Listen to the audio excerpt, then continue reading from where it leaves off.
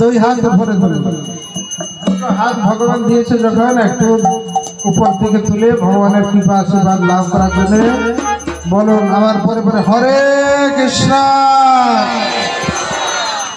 একেবারে দুর্বল, গলায় শক্তি কমে গেছে, গলাটা একটু ঝেড়ে জোরে বলুন হরে কৃষ্ণ। একটু বেড়েছে, কৃষ্ণ কৃষ্ণ হরে হরে, হরে রাম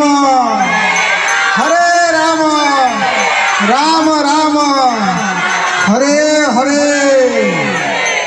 ধন্যবাদ। একটু হাত নামিয়ে দিলে, হাত বলিনি এখন, হাতে একটু তালি দিন। বাহ, খুব সুন্দর। কেমন লাগলো বলো?